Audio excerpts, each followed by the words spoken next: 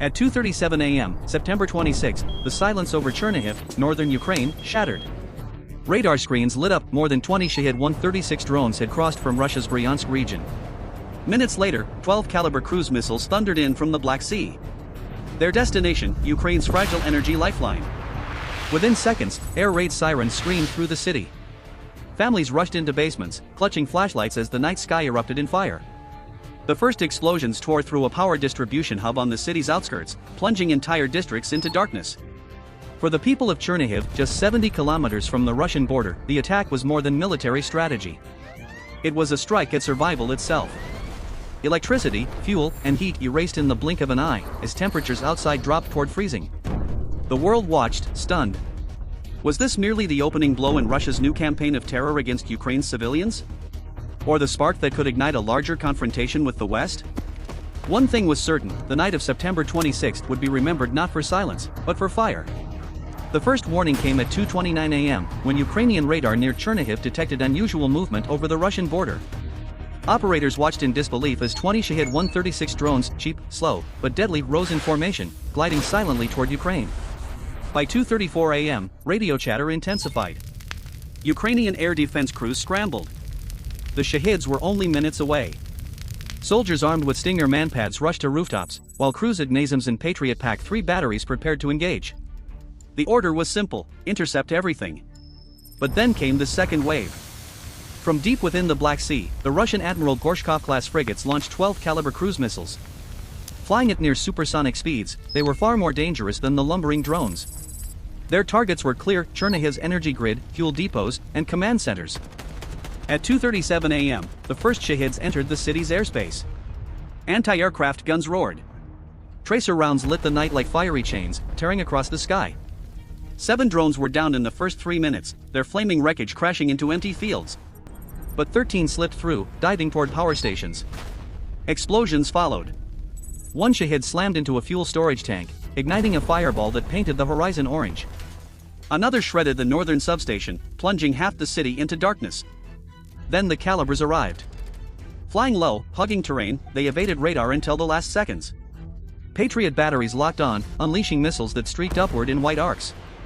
5 Kalibrs were destroyed mid-air, their fragments raining down harmlessly. But 7 found their marks. One missile obliterated a control hub that distributed electricity to nearly 200,000 civilians. Another ripped into a transformer yard, triggering a chain of explosions. Within minutes, 60% of Chernihiv's power grid was offline. Civilians huddled underground, hearing the thunder above, feeling the earth tremble with every strike. In hospitals, emergency generators struggled to keep ventilators alive. Fire crews raced from one blaze to the next, overwhelmed by the scale of destruction. By 3 a.m., the city was unrecognizable. Blackouts stretched across neighborhoods. Smoke choked the air. And yet, the attack was not over. Russian forces were still preparing more strikes. Ukraine had survived the opening salvo, but the night was only beginning. By 3:05 a.m., the battlefield over Chernihiv had shifted from shock to survival. Ukrainian commanders knew this was not an isolated strike, it was a coordinated Russian offensive, designed to cripple the city's energy lifeline. Air defense crews regrouped. The Patriot Pack 3 batteries reloaded. NASAMS launchers repositioned to cover gaps. Mobile Jeopard anti-aircraft systems rolled into the streets, their twin 35mm cannons ready for low-flying drones. But Russia was far from finished. From positions near Kursk, Russian forces launched another barrage, 9 Iskander-M short-range ballistic missiles. Faster, deadlier, and harder to intercept, they streaked toward Chernihiv at hypersonic speed. Ukrainian radar operators shouted warnings. Sirens wailed again. Within seconds, Patriot crews locked onto the incoming missiles, firing in desperate succession. Trails of fire cut through the night sky. The results were mixed. 5 Iskanders were intercepted, detonating in midair with massive fireballs. But 4 slipped through. One tore into a secondary power station, crippling what little electricity remained. Another struck a water treatment facility, threatening clean water for thousands. The final 2 smashed into residential districts, collapsing apartment blocks and killing at least 17 civilians on impact. Meanwhile, the drone swarm continued. By 3:20 a.m., another 15 Shahed 130 XS entered Ukrainian airspace. Exhausted gunners fought to keep pace, their barrels glowing red from constant fire. 10 were destroyed, but 5 slammed into warehouses storing emergency fuel. Massive explosions erupted, sending shockwaves across the city. In Kiev, the crisis reached the highest levels. President Volodymyr Zelensky convened an emergency call with US and NATO officials. His message was blunt: Ukraine is fighting not only for itself, but for Europe. We need more air defenses, and we need them now. Within hours, Washington responded. The Pentagon authorized the deployment of additional Patriot launchers and accelerated the transfer of F-16 fighter jets, training already underway in NATO countries.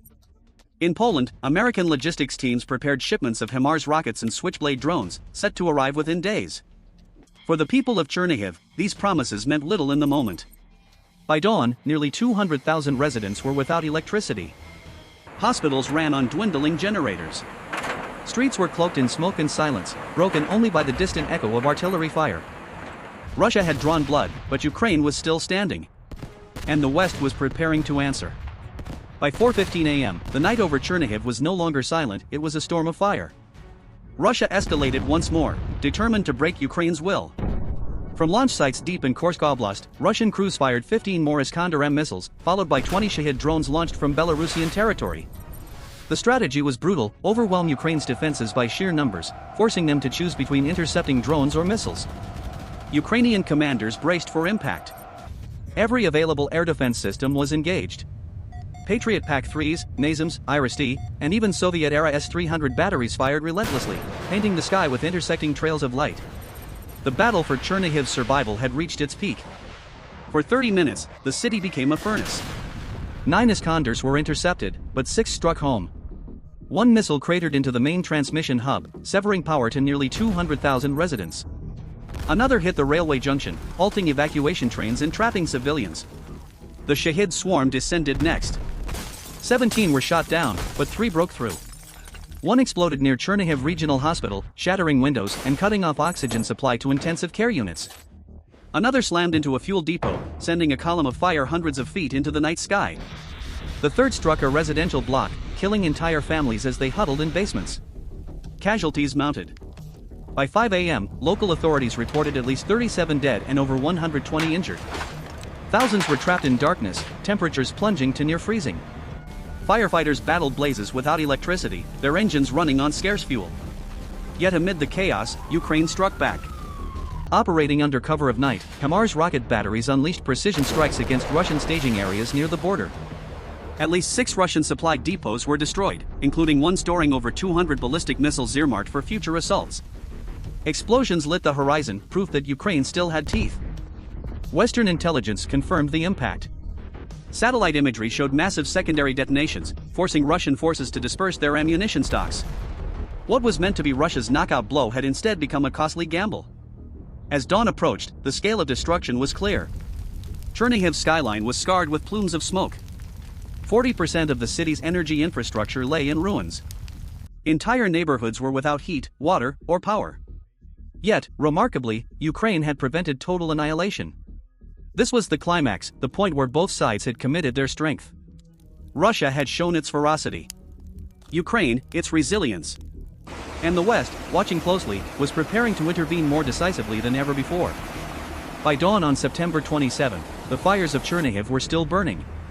Russia had thrown waves of drones and missiles at the city, crippling nearly half of its energy infrastructure. But the night of terror carried an unintended consequence: it galvanized Ukraine and its allies. At 7 a.m., the first American cargo planes landed in Poland, unloading emergency supplies, 12 Avenger air defense systems, 200 Switchblade loitering drones, and thousands of interceptor missiles. Within hours, convoys were moving east, bound for Ukrainian positions. That same morning, a historic shift occurred. After months of training abroad, the first F-16 Fighting Falcons, piloted by Ukrainian airmen, took to the skies. Flying under NATO coordination, they swept into Chernihiv's airspace just as another Russian drone swarm approached. The result was immediate. 9 out of 12 Iskander missiles launched from Kursk were destroyed before crossing the border, intercepted mid-flight by the combined might of F-16s and Patriot batteries. Of the incoming drones, nearly all were shredded by Sidewinder missiles and anti-aircraft fire. For the first time in months, the city's defenders were not just surviving, they were winning. On the ground, HIMARS units struck again. Guided by real-time US satellite intelligence, Ukrainian crews launched salvos against Russian staging areas. 3 major ammunition depots and a command post were obliterated, setting off chain reactions visible for miles. Reports indicated dozens of Russian officers were killed, including a colonel overseeing missile operations. Russian forces, once confident in overwhelming Ukraine's defenses, now faced mounting losses.